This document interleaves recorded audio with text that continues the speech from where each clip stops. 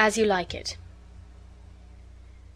During the time that France was divided into provinces, or dukedoms, as they were called, there reigned in one of these provinces a usurper who had deposed and banished his elder brother, the lawful duke. The duke, who was thus driven from his dominions, retired with a few faithful followers to the forest of Arden, and here the good duke lived with his loving friends, who had put themselves into a voluntary exile for his sake, while their land and revenues enriched the false usurper. And custom soon made the life of careless ease they led here more sweet to them than the pomp and uneasy splendor of a courtier's life. Here they lived like the old Robin Hood of England, and to this forest many noble youths daily resorted from the court, and did fleet the time carelessly as they did who lived in the golden age. In the summer they lay along under the fine shade of the large forest trees, marking the playful sports of the wild deer. And so fond were they of these poor dappled fools, who seemed to be the native inhabitants of the forest, that it grieved them to be forced to kill them to supply themselves with venison for their food. When the cold winds of winter made the duke feel the change of his adverse fortune, he would endure it patiently, and say, "These chilling winds which blow upon my body are true counsellors. They do not flatter, but represent truly to me my condition, and though they bite sharply, their tooth is nothing like so keen as that of unkindness and ingratitude. I find that howsoever men speak against adversity, yet some sweet uses are to be extracted from it, like the jewel, precious for medicine, which is taken from the head of the venomous and despised toad." In this manner did the patient duke draw a useful moral from everything that he saw, and by the help of this moralizing turn, in that life of his, remote from public haunts, he could find tongues in trees, books in the running brooks, sermons in stones, and good in everything. The banished duke had an only daughter, named Rosalind, whom the usurper, Duke Frederick, when he banished her father, still retained in his court as a companion for his own daughter Celia. A strict friendship subsisted between these ladies, which the disagreement between their fathers did not in the least interrupt, Celia striving by every kindness in her power to make amends to Rosalind for the injustice of her own father in deposing the father of Rosalind. And whenever the thoughts of her father's banishment, and her own dependence on the false usurper, made Rosalind melancholy, Celia's whole care was to comfort and console her. One day, when Celia was talking in her usual kind manner to Rosalind, saying, "I praise you, Rosalind, my sweet cousin, be merry," a messenger entered from the duke to tell them that if they wished to see a wrestling match, which was just going to begin, they must come instantly to the court before the palace, and Celia, thinking it would amuse Rosalind, agreed to go and see it. In those times wrestling, which is only practised now by country clowns, was a favorite sport even in the courts of princes and before fair ladies and princesses. To this wrestling match, therefore, Celia and Rosalind went. They found that it was likely to prove a very tragical sight, for a large and powerful man, who had been long practised in the art of wrestling and had slain many men in contests of this kind, was just going to wrestle with a very young man, who from his extreme youth and inexperience in the art, the beholders all thought would certainly be killed. When the duke saw Celia and Rosalind, he said, "How now, daughter and niece, are you crept hither to see the wrestling? You will take little delight in it, there is such odds in the men. In pity to this young man I would wish to persuade him from wrestling. Speak to him, ladies, and see if you can move him."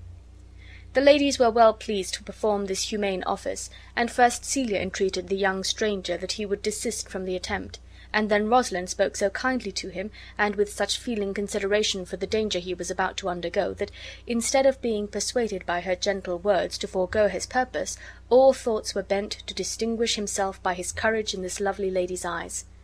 He refused the request of Celia and Rosalind in such graceful and modest words that they felt still more concern for him.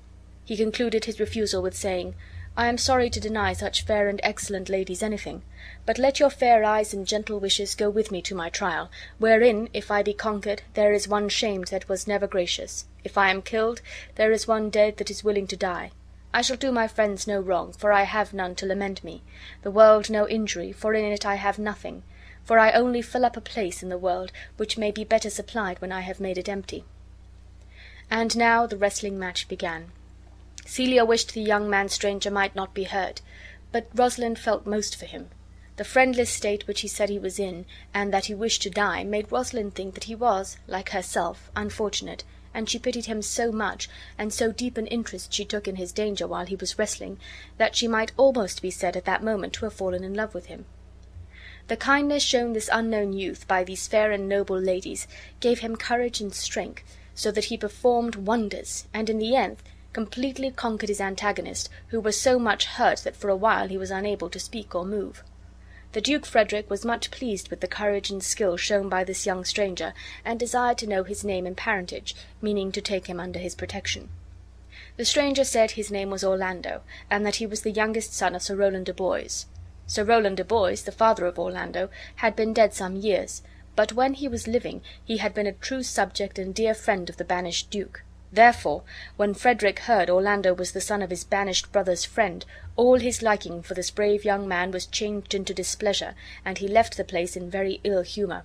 Hating to hear the very name of any of his brother's friends, and yet still admiring the valor of the youth, he said, as he went out, that he wished Orlando had been the son of any other man. Rosalind was delighted to hear that her new favorite was the son of her father's old friend, and she said to Celia, "My father loved Sir Rowland de Boys, and if I had known this young man was his son, I would have added tears to my entreaties before he should have ventured." The ladies then went up to him, and, seeing him abashed by the sudden displeasure shown by the duke, they spoke kind and encouraging words to him, and Rosalind, when they were going away, turned back to speak some more civil things to the brave young son of her father's old friend, and taking a chain from off her neck, she said, "Gentlemen, wear this for me. I am out of suits with fortune, or I would give you a more valuable present." When the ladies were alone, Rosalind's talk being still of Orlando, Celia began to perceive her cousin had fallen in love with the handsome young wrestler, and she said to Rosalind, "Is it possible you should fall in love so suddenly?" Rosalind replied, "The duke, my father, loved his father dearly." "But," said Celia, "does it therefore follow that you should love his son dearly? For then I ought to hate him, for my father hated his father. Yet I do not hate Orlando." Frederick, being enraged at the sight of Sir Rowland de Boys' son, which reminded him of the many friends the banished duke had among the nobility, and having been for some time displeased with his niece because the people praised her for her virtues and pitied her for her good father's sake, his malice suddenly broke out against her, and while Celia and Rosalind were talking of Orlando, Frederick entered the room, and with looks full of anger ordered Rosalind instantly to leave the palace and follow her father into banishment, telling Celia, who in vain pleaded for her, that he only suffered Rosalind to stay upon her account. "I did not then," said Celia, "entreat you to let her stay, for I was too young at that time to value her. But now that I know her worth, and that we so long have slept together, rose at the same instant, learned, played, and ate together, I cannot live out of her company." Frederick replied, "She is too subtle for you. Her smoothness, her very silence, and her patience speak to the people, and they pity her. You are a fool to plead for her. You will seem more bright and virtuous when she is gone. Therefore open not your lips in her favor, for the doom which I have passed upon her is irrevocable." When Celia found she could not prevail upon her father to let Rosalind remain with her, she generously resolved to accompany her, and leaving her father's palace that night, she went along with her friend to seek Rosalind's father, the banished duke, in the Forest of Arden. Before they set out, Celia considered that it would be unsafe for two young ladies to travel in the rich clothes they then wore. She therefore proposed that they should disguise their rank by dressing themselves like country maids. Rosalind said it would be a still greater protection if one of them was to be dressed like a man. And so it was quickly agreed on between them that, as Rosalind was the tallest, she should wear the dress of a young countryman, and Celia should be habited like a country lass, and that they should say they were brother and sister, and Rosalind said she would be called Ganymede, and Celia chose the name of Alina. In this disguise, and taking their money and jewels to defray their expenses, these fair princesses set out on their long travel, for the Forest of Arden was a long way off, beyond the boundaries of the duke's dominions. The Lady Rosalind, or Ganymede, as she must now be called, with her manly garb, seemed to have put on a manly courage. The faithful friendship Celia had shown in accompanying Rosalind so many weary miles made the new brother, in recompense for this true love, exert a cheerful spirit, as if he were indeed Ganymede, the rustic and stout-hearted brother of the gentle village maiden Alina. When at last they came to the Forest of Arden, they no longer found the convenient inns and good accommodations they had met with on the road, and being in want of food and rest, Ganymede, who had so merrily cheered his sister with pleasant speeches and happy remarks all the way, now owned to Alina that he was so weary he could find in his heart to disgrace his man's apparel and cry like a woman, and Alina declared she could go no farther. And then again Ganymede tried to recollect that it was a man's duty to comfort and console a woman as the weaker vessel, and to seem courageous to his new sister he said, "Come, have a good heart, my sister Alina. We are now at the end of our travel, in the Forest of Arden." But feigned manliness and forced courage would no longer support them, for though they were in the Forest of Arden, they knew not where to find the Duke. And here the travel of these weary ladies might have come to a sad conclusion, for they might have lost themselves and perished for want of food. But providentially, as they were sitting on the grass, almost dying with fatigue and hopeless of any relief, a countryman chanced to pass that way, and Ganymede once more tried to speak with a manly boldness, saying, "Shepherd, if love or gold can in this desert place procure us entertainment, I pray you bring us where we may rest ourselves, for this young maid, my sister, is much fatigued with travelling, and faints for want of food." The man replied that he was only a servant to a shepherd, and that his master's house was just going to be sold, and therefore they would find but poor entertainment, but that if they would go with him they should be welcome to what there was. They followed the man, the near prospect of relief giving them fresh strength, and bought the house and sheep of the shepherd, and took the man who conducted them to the shepherd's house to wait on them, and being by this means so fortunately provided with a neat cottage, and well supplied with provisions, they agreed to stay here till they could learn in what part of the forest the Duke dwelt. When they were rested after the fatigue of their journey, they began to like their new way of life, and almost fancied themselves the shepherd and shepherdess they feigned to be. Yet sometimes Ganymede remembered he had once been the same Lady Rosalind who had so dearly loved the brave Orlando because he was the son of old Sir Rowland, her father's friend. And though Ganymede thought Orlando was many miles distant, even so many weary miles as they had travelled, yet it soon appeared that Orlando was also in the Forest of Arden. And in this manner this strange event came to pass. Orlando was the youngest son of Sir Rowland de Boys, who, when he died, left him, Orlando being then very young, to the care of his eldest brother Oliver, charging Oliver on his blessing to give his brother a good education and provide for him as became the dignity of their ancient house. Oliver proved an unworthy brother, and disregarding the commands of his dying father, he never put his brother to school, but kept him at home untaught and entirely neglected. But in his nature and in the noble qualities of his mind, Orlando so much resembled his excellent father that, without any advantages of education, he seemed like a youth who had been bred with the utmost care, and Oliver so envied the fine person and dignified manners of his untutored brother that at last he wished to destroy him, and to effect this he set on people to persuade him to wrestle with the famous wrestler who, as has been before related, had killed so many men. Now it was this cruel brother's neglect of him which made Orlando say he wished to die, being so friendless. When, contrary to the wicked hopes he had formed, his brother proved victorious, his envy and malice knew no bounds, and he swore he would burn the chamber where Orlando slept. He was overheard making his vow by one that had been an old and faithful servant to their father, and that loved Orlando because he resembled Sir Rowland. This old man went out to meet him when he returned from the Duke's palace, and when he saw Orlando, the peril his dear young master was in made him break out into these passionate exclamations. "Oh, my gentle master, my sweet master! Oh, you memory of old Sir Rowland! Why are you virtuous? Why are you gentle, strong, and valiant? And why would you be so fond to overcome the famous wrestler? Your praise is come too swiftly home before you." Orlando, wondering what all this meant, asked him what was the matter. And then the old man told him how his wicked brother, envying the love all people bore him, and now hearing the fame he had gained by his victory in the Duke's palace, intended to destroy him by setting fire to his chamber that night, and in conclusion advised him to escape the danger he was in by instant flight. And knowing Orlando had no money, Adam, for that was the good old man's name, had brought out with him his own little hoard, and he said, "I have 500 crowns. The thrifty hire I saved under your father and laid by to provision for me when my old limbs should become unfit for service. Take that, and he that doth the ravens feed be comfort to my age. Here is the gold. All this I give to you. Let me be your servant. Though I look old, I will do the service of a younger man in all your business and necessities." "Oh, good old man," said Orlando, "how well appears in you the constant service of the old world. You are not for the fashion of these times.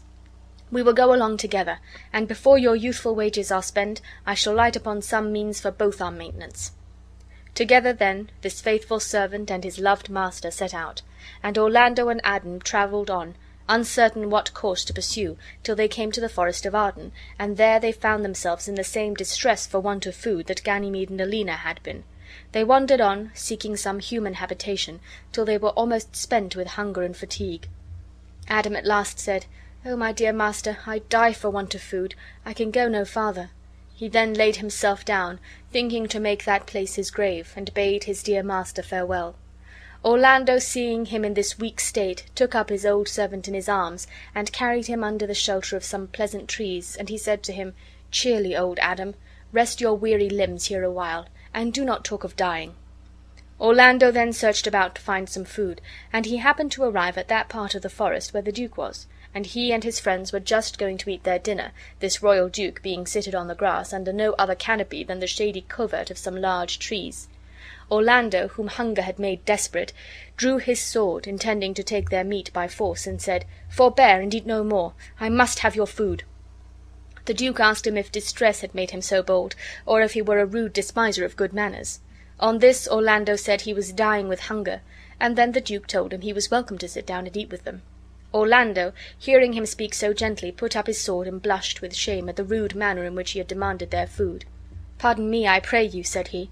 "I thought that all things had been savage here, and therefore I put on the countenance of stern command. But whatever men you are that in this desert, under the shade of melancholy boughs, lose and neglect the creeping hours of time, if ever you have looked on better days, if ever you have been where bells have knolled to church, if you ever sat at any good man's feast, if ever from your eyelids you have wiped a tear, and know what it is to pity or be pitied, may gentle speeches now move you to do me human courtesy." The Duke replied, "True it is that we are men, as you say, who have seen better days, and though we have now our habitation in this wild forest, we have lived in towns and cities, and have with holy bell been knolled to church, have sat at good men's feasts, and from our eyes have wiped the drops which sacred pity has engendered. Therefore sit you down and take of our refreshment as much as will minister to your wants." "There is a poor old man," answered Orlando, "who has limped after me many a weary step in pure love, oppressed at once with two sad infirmities, age and hunger. Till he be satisfied, I must not touch a bit." "Go find him out and bring him hither," said the Duke. "We will forbear to eat till you return."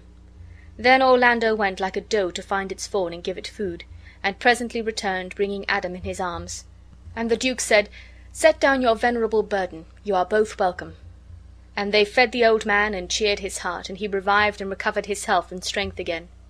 The Duke inquired who Orlando was, and when he found that he was the son of his old friend Sir Rowland de Boys, he took him under his protection, and Orlando and his old servant lived with the Duke in the forest. Orlando arrived in the forest not many days after Ganymede and Alina came there, and, as has been before related, bought the shepherd's cottage. Ganymede and Alina were strangely surprised to find the name of Rosalind carved on trees, and love sonnets fastened to them, all addressed to Rosalind. And while they were wondering how this could be, they met Orlando, and they perceived the chain which Rosalind had given him about his neck. Orlando little thought that Ganymede was the fair Princess Rosalind, who, by her noble condescension and favor, had so won his heart that he passed his whole time in carving her name upon the trees, and writing sonnets in praise of her beauty. But being much pleased with the graceful air of this pretty shepherd youth, he entered into conversation with him, and he thought he saw a likeness in Ganymede to his beloved Rosalind, but that he had none of the dignified deportment of that noble lady, for Ganymede assumed the forward manners often seen in youths when they are between boys and men, and with much archness and humor talked to Orlando of a certain lover who, said she, haunts our forest and spoils our young trees with carving Rosalind upon their barks, and he does hang odes upon hawthorns and elegies on brambles, all praising this same Rosalind. If I could find this lover, I would give him some good counsel that would soon cure him of his love. Orlando confessed that he was the fond lover of whom he spoke, and asked Ganymede to give him the good counsel he talked of. The remedy Ganymede proposed, and the counsel he gave him, was that Orlando should come every day to the cottage where he and his sister Alina dwelt. "And then," said Ganymede, "I will feign myself to be Rosalind, and you shall feign to court me in the same manner as you would do if I was Rosalind, and then I will imitate the fantastic ways of whimsical ladies to their lovers, till I make you ashamed of your love. And this is the way I propose to cure you." Orlando had no great faith in the remedy, yet he agreed to come every day to Ganymede's cottage and feign a playful courtship, and every day Orlando visited Ganymede and Alina, and Orlando called the shepherd Ganymede his Rosalind, and every day talked over all the fine words and flattering compliments which young men delight to use when they court their mistresses. It does not appear, however, that Ganymede made any progress in curing Orlando of his love for Rosalind. Though Orlando thought all this was but a sportive play, not dreaming that Ganymede was his very Rosalind, yet the opportunity it gave him of saying all the fond things he had in his heart pleased his fancy almost as well as it did Ganymede's, who enjoyed the secret jest in knowing these fine love speeches were all addressed to the right person. In this manner many days passed pleasantly on with these young people, and the good-natured Alina, seeing it made Ganymede happy, let him have his own way, and was diverted at the mock courtship, and did not care to remind Ganymede that the Lady Rosalind had not yet made herself known to the Duke her father, whose place of resort in the forest they had learned from Orlando. Ganymede met the Duke one day, and had some talk with him, and the Duke asked of what parentage he came. Ganymede answered that he came of as good parentage as he did, which made the Duke smile, for he did not suspect the pretty shepherd boy came of royal lineage. Then, seeing the Duke look well and happy, Ganymede was content to put off all further explanation for a few days longer. One morning, as Orlando was going to visit Ganymede, he saw a man lying asleep on the ground, and a large green snake had twisted itself about his neck. The snake, seeing Orlando approach, glided away among the bushes. Orlando went nearer, and then he discovered a lioness lie crouching with her head on the ground, with a cat-like watch, waiting until the sleeping man awaked. For it is said that lions will prey on nothing that is dead or sleeping. It seemed as if Orlando was sent by Providence to free the man from the danger of the snake and lioness, but when Orlando looked in the man's face, he perceived that the sleeper who was exposed to this double peril was his own brother Oliver, who had so cruelly used him and had threatened to destroy him by fire, and he was almost tempted to leave him a prey to the hungry lioness. But brotherly affection and the gentleness of his nature soon overcame his first anger against his brother, and he drew his sword and attacked the lioness and slew her, and thus preserved his brother's life, both from the venomous snake and from the furious lioness. But before Orlando could conquer the lioness, she had torn one of his arms with her sharp claws. While Orlando was engaged with the lioness, Oliver awaked, and perceiving that his brother Orlando, whom he had so cruelly treated, was saving him from the fury of a wild beast at the risk of his own life, shame and remorse at once seized him, and he repented of his unworthy conduct, and besought with many tears his brother's pardon for the injuries he had done him. Orlando rejoiced to see him so penitent, and readily forgave him. They embraced each other, and from that hour Oliver loved Orlando with a true brotherly affection, though he had come to the forest bent on his destruction. The wound in Orlando's arm having bled very much, he found himself too weak to go to visit Ganymede, and therefore he desired his brother to go and tell Ganymede, whom, said Orlando, I in sport do call my Rosalind, the accident which had befallen him. Thither then Oliver went, and told to Ganymede and Alina how Orlando had saved his life, and when he had finished the story of Orlando's bravery and his own providential escape, he owned to them that he was Orlando's brother who had so cruelly used him, and then he told them of their reconciliation. The sincere sorrow that Oliver expressed for his offenses made such a lively impression on the kind heart of Alina that she instantly fell in love with him, and Oliver, observing how much she pitied the distress he told her he felt for his fault, he as suddenly fell in love with her. But while love was thus stealing into the hearts of Alina and Oliver, he was no less busy with Ganymede, who, hearing of the danger Orlando had been in, and that he was wounded by the lioness, fainted. And when he recovered he pretended that he had counterfeited the swoon in the imaginary character of Rosalind, and Ganymede said to Oliver, Tell your brother Orlando how well I counterfeited a swoon. But Oliver saw by the paleness of his complexion that he did really faint, and much wondering at the weakness of the young man, he said, Well, if you did counterfeit, take a good heart and counterfeit to be a man. So I do, replied Ganymede truly, but I should have been a woman by right. Oliver made this visit a very long one, and when at last he returned back to his brother he had much news to tell him, for besides the account of Ganymede's fainting at the hearing that Orlando was wounded, Oliver told him how he had fallen in love with the fair shepherdess Alina, and that she had lent a favorable ear to his suit, even in this their first interview. And he talked to his brother as of a thing almost settled, that he should marry Alina, saying that he so well loved her that he would live here as a shepherd and settle his estate and house at home upon Orlando. You have my consent, said Orlando. Let your wedding be tomorrow, and I will invite the Duke and his friends. Go and persuade your shepherdess to agree to this. She is now alone, for look, here comes her brother.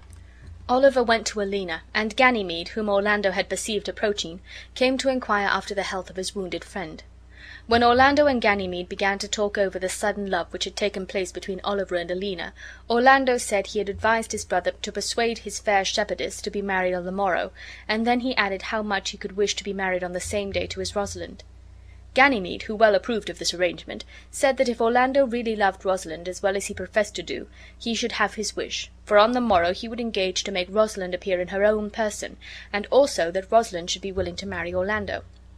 This seemingly wonderful event, which, as Ganymede was the Lady Rosalind, he could so easily perform, he pretended he would bring to pass by the aid of magic, which he said he had learned of an uncle who was a famous magician. The fond lover Orlando, half believing and half doubting what he heard, asked Ganymede if he spoke in sober meaning. "By my life I do," said Ganymede. "Therefore put on your best clothes, and bid the duke and your friends to your wedding, for if you desire to be married to-morrow to Rosalind, she shall be here." The next morning, Oliver having obtained the consent of Alina, they came into the presence of the duke, and with them also came Orlando. They being all assembled to celebrate this double marriage, and as yet only one of the brides appearing, there was much of wondering and conjecture, but they mostly thought that Ganymede was making a jest of Orlando.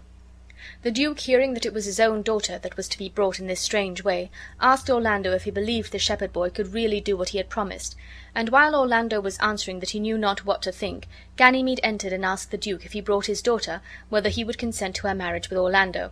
"That I would," said the duke, "if I had kingdoms to give with her."